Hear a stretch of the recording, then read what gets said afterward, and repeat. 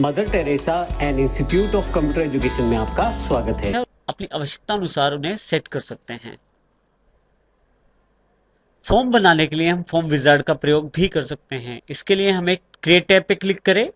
हमारे पास forms group के अंतर्गत फॉर्म विजार्ड अवेलेबल है। जैसे ही हम इस पे क्लिक करते हैं हमारे पास यहाँ पे एक विजार्ड ओपन हो जाता है, जिसमें यहाँ से मैं टेबल या क्वेरी सिलेक्ट कर सकता हूँ जिसके आधार पे मुझे फॉर्म बनाना है। मैं ट्रेनर सेलेक्ट कर लेता हूँ और यहाँ पे अवेलेबल फील्ड हैं जो भी ट्रेनर टेबल के अंतर्गत है। आप फॉर्म में जो फील्ड चाहते हैं वो यहाँ सिलेक्टेड फील्ड के अंतर्गत ला सकते हैं।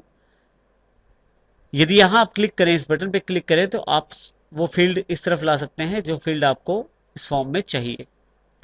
मुझे 5 फील्ड चाहिए, मैं इसे सिलेक्ट कर लेता हूँ, 5 फील्डों को, फिर नेक्स्ट कर देता हूँ। आप लेआउट बता सकते हैं किस प्रकार का लेआउट आपको चाहिए। फॉर्म बनाते वक्त हमारे पास जो कॉलमनर लेआउट है उसको मैंने सेलेक्ट कर लिया है। आप टेबुलर, डेटा शीट, जस्टिफाइड का भी प्रयोग कर सकते हैं अपनी आवश्यकता अनुसार। इसके पश्चात हमसे जानकारी मांगी जा रही है कि फॉर्म का टाइटल क्या है। फॉर्म का टाइटल मैं ट्रेनर ही रहने देता हूं, मैं चाहूं तो इसे बदल सकता हूं। नीचे 2 जानकारियां अवेलेबल हैं। आप क्या फॉर्म को देखना चाहते हैं खोल के, या आप फॉर्म में कुछ मॉडिफाई करना चाहते हैं। मैं फॉर्म को देखना चाहता हूं। जैसे ही फिनिश करता हूं मेरे पास फॉर्म अवेलेबल हो जाता है। तो इस तरह से कुछ स्टेप्स को निभाते हुए आसानी से मैं अपनी रिक्वायरमेंट के अकॉर्डिंग फॉर्म बना सकता हूं फॉर्म विजार्ड के द्वारा। फॉर्म्स ग्रुप के अंतर्गत हमारे पास मॉब फॉर्म्स की ऑप्शन में यदि हम यहाँ क्लिक करें तो हमारे पास यहाँ पाइवट टेबल के नाम से एक फॉर्म ऑप्शन अवेलेबल है। पाइवट टेबल से आप इंफॉर्मेशन को समराइज करके देख सकते हैं। यदि आपको डेटा को एनालाइज करना है तो ये बहुत इंपॉर्टेंट टूल है। हमारे पास यहाँ एक टेबल सेल अवेलेबल है। जब मैं डबल क्लिक करता हूं तो इसे डेटा शीट व्यू में ओपन कर लेता हूं। मेरे पास स्टेट वाइज कुछ आइटमें बेची गई हैं और उनकी सेल इस प्रकार है जो जानकारी दी गई है। अब अगर मैं ये देखना चाहता हूं कि मैंने हरियाणा में टोटल कितना सेल किया है, या इसी तरह से हरियाणा में केवल ऑयल आइटम का कितना सेल किया है, इन सब चीजों को देखने के लिए मेरे पास यहां से मैं इसे क्लोज कर देता हूं। सेल टेबल क्लिक करके रखता हूं। मॉब फॉर्म्स पे जाकर पाइवट टेबल पे क्लिक कर देता हूं।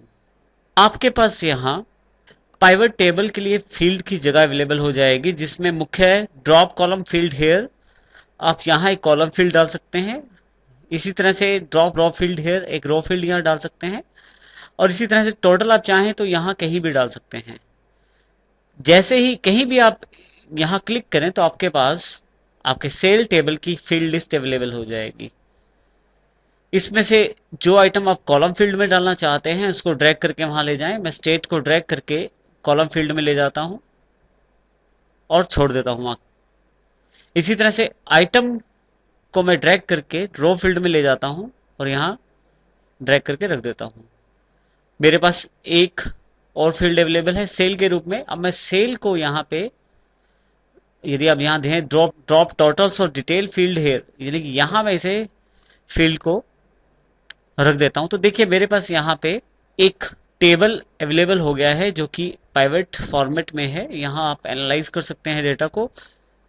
यहाँ देखिए आपके पास आइटम वाइज डिटेल है और इस तरफ डिटेल जो है वो स्टेट वाइज डिटेल है। लास्ट में ग्रैंड टोटल दिया गया है दोनों तरफ से, जो कि बॉक्सेस अभी खाली हैं।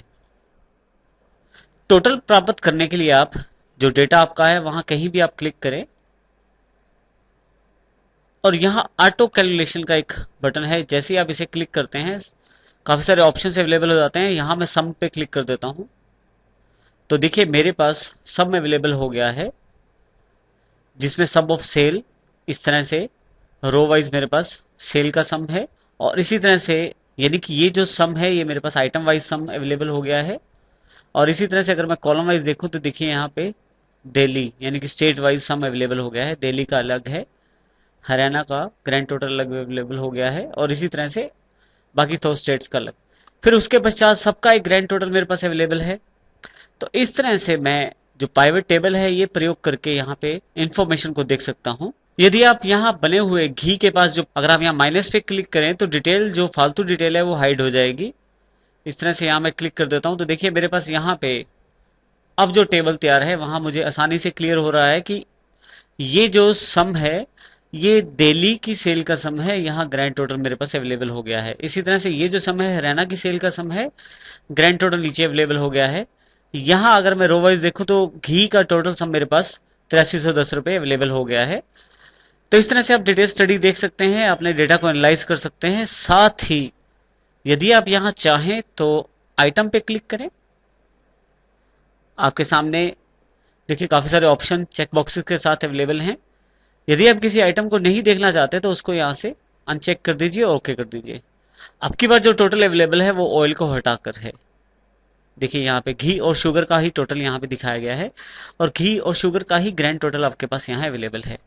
इस तरह से आप डेटा को एनालाइज करके देख सकते हैं और उसको इंफॉर्मेटिव वे में एनालाइज करके इंफॉर्मेशन निकाल सकते हैं। यहाँ पे हमारे पास रिफ्रेश पाइवेट और एक एक्सपोर्ट टू एक्सेल, हमारे पास दो बटन अवेलेबल है। रिफ्रेश पाइवेट का अर्थ यह है कि मान लीजिए हमारे पास यहाँ पे अगर किसी कारण से सेल टेबल के अंदर किसी वैल्यू या आइटम में बदलाव हुआ है तो अगर रिफ्रेश पाइवेट करते हैं तो वो रिफ्रेश करके यानी कि टेबल में जो भी चेंजेस हुए हैं उनको पाइवेट टेबल में भी रिफ्लेक्ट करके दिखाएगा। इसी तरह एक्सपोर्ट टू एक्सेल करके आप जो इन्फॉर्मेशन है उसे एक्सेल में लेके जा सकते हैं। यहाँ मैं क्लिक करता हूँ एक्सपोर्ट टू एक्सेल पे, देखिए एक्सेल मेरे पास अवेलेबल हो गया है जिसमें बिल्कुल मेरे पास वही टेबल जो है वो यहाँ अवेलेबल हो गया है। और इस तरह से मैं अपने डेटा को एक्सेल में एक्सपोर्ट कर सकता हूँ, अपने पाइवेट टेबल्स को भी। यहाँ जब आप इसे क्लोज करने की कोशिश करेंगे तो आपसे जानकारी मांगी जाएगी, do you want to save changes, yes कर दें। और यदि आप यस करते हैं तो आप यहाँ से उस पर्टिकुलर फॉर्म को एक नाम दे सकते हैं। मैंने नाम रख दिया है सेल पाइवेट टेबल फॉर्म। जैसे ही ओके करता हूँ ये मेरे पास मेरे फॉर्म्स में जुड़ जाता है। दोबारा जब भी मैं चाहूँ इन्फॉर्मेशन यहाँ से डबल क्लिक करके निकाल सकता हूँ।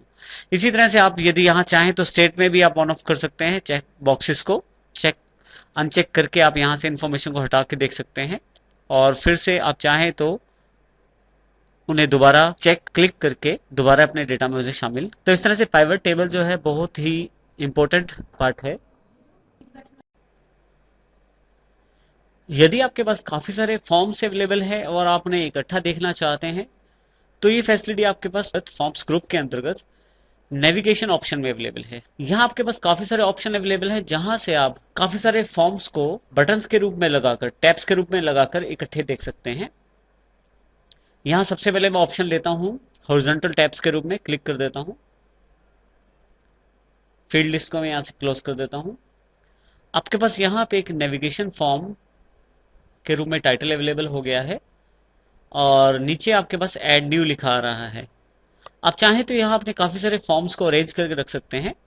इसके लिए आपको केवल इतना करना है, आप जिस फॉर्म को यहाँ रखना चाहते हैं नेविगेशन फॉर्म के अंतर्गत, आप उसे ड्रैग करके वहाँ ऐड न्यू की जगह ले आए। जैसे ऐड न्यू की जगह लगाता हूँ मैं तो ऐड न्यू थोड़ा सा खिसक कर आगे हो जाता है दूसरे बटन के रूप में और यहाँ पे average performance detail form add हो जाता है। इसी तरह से बेस्ट परफॉर्मेंस डिटेल को मैं दूसरे ऐड न्यू पे ले जाता हूँ तो देखिए यहाँ पे मैं इस तरह से काफी सारे फॉर्म्स ऐड कर सकता हूँ। यदि आप इसे व्यू पे क्लिक करें, नीचे की तरफ जो नीचे वाला बटन है उस पर क्लिक करें, फॉर्म व्यू में देखें तो आपके पास जब आप पहली टैब पे क्लिक करते हैं तो एवरेज परफॉर्मेंस डिटेल फॉर्म निकल के आ जाता है स्टूडेंट्स का।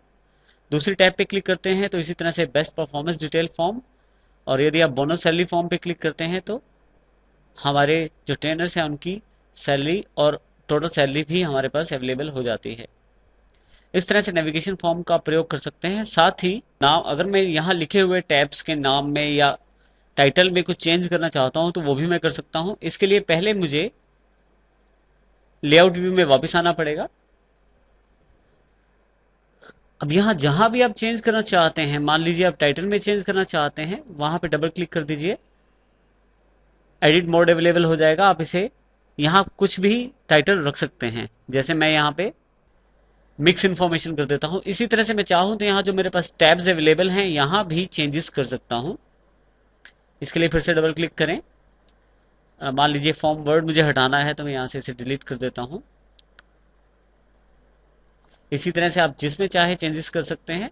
आप यदि यहाँ से व्यू पे क्लिक करके फॉर्म व्यू में देखें तो यहाँ जिस भी टैब पे आप क्लिक करेंगे उस टैब के अकॉर्डिंग आपके पास इंफॉर्मेशन अवेलेबल हो जाएगी। उसी तरह से नीचे आपके पास यहाँ जो रिकॉर्ड बार है वो भी अवेलेबल है, वहां से आप अपनी इंफॉर्मेशन को आगे देख सकते हैं। तो आप बहुत सारी इंफॉर्मेशन को टैब्स के रूप में बांट के नेविगेशन फॉर्म में प्रयोग कर सकते हैं। सभी चेंजेस करने के पश्चात अगर आप चाहें तो इसको सेव भी कर सकते हैं, यानी कि आप दोबारा प्रयोग करने के लिए इसको सेव भी कर सकते हैं।